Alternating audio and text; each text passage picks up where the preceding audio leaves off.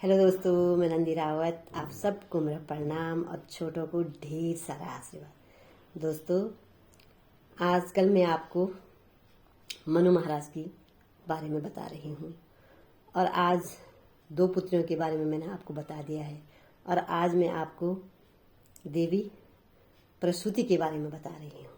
मनु महाराज की तीसरी पुत्री माता प्रसूति थी। उनका विवाह राजा दक्ष के साथ हुआ था और कहते हैं दक्ष की 60 कन्याएं थी।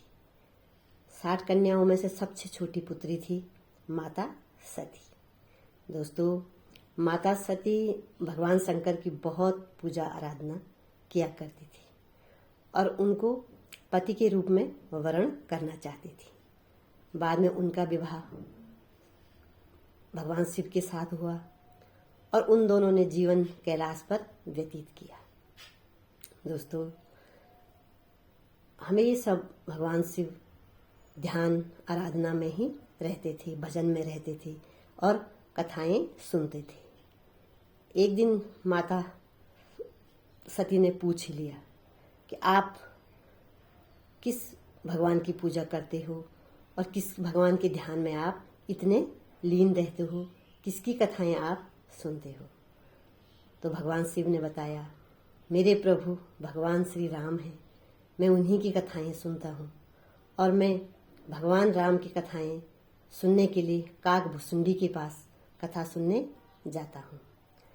तो माता सती ने कहा, हे प्रभु, मुझे भी आप वहाँ ले जाइए कथा सुनने के लिए। मगर भगवान शिव ने कहा कि काकभुसुंडी के पास वहाँ पर महिलाओं का जाना वर्जित है और आप कैसे जा सकती हो। मगर माता सती ने हट की तो वह चली गई। काकभुसुंडी की नज़र माता सती पर नहीं पड़ी और माता सती कथा सुनते सुनते सो गई। फिर जब दोनों कथा समाप्त होकर वापस आई तो माता सती ने पूछा, भगवान शिव ने सती से पूछा कि आपने कथा सुनी? तो माता सती ने कहा, मैं तो सो गई थी। तब दोस्तों, भगवान शंकर माता सती को त्रेता युग का दृश्य दिखाते हैं कि जब भगवान राम वन में अपनी पत्नी को खोज रहे थे, उस समय का दृश्य आता है। और तब शिव जी कहते हैं कि देखो सती, वही मेरे आराध्य देव हैं। मगर माता सती को इस बात पर यकीन नहीं होता है और शिव जी से कहती है कि नहीं, ये नहीं हो सकता है। फिर महादेव कहते हैं कि आप मेरे आराध्य देव की परीक्षा मत लेना, क्योंकि सच में मेरे आराध्य देव हैं। तब माता सती जाती है और भगवान राम के आगे सीता का रूप धारण करती है।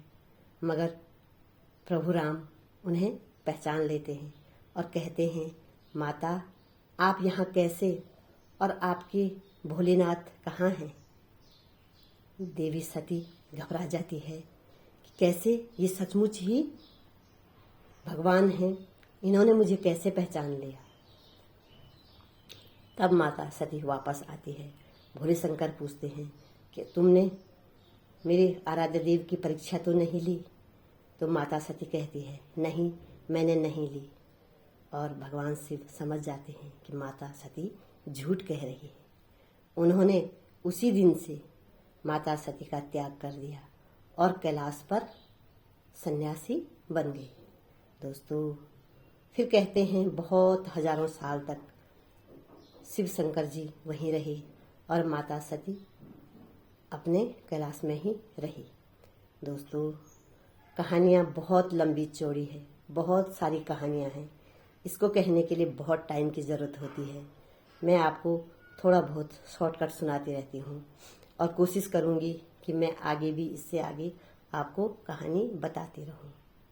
दोस्तों, और कहानियाँ चलती रहेंगी। अगर आप पसंद करेंगे, लाइक करेंगे, शेयर करेंगे तो मैं ज़रूर आगे बढ़ाऊँगी। धन्यवाद।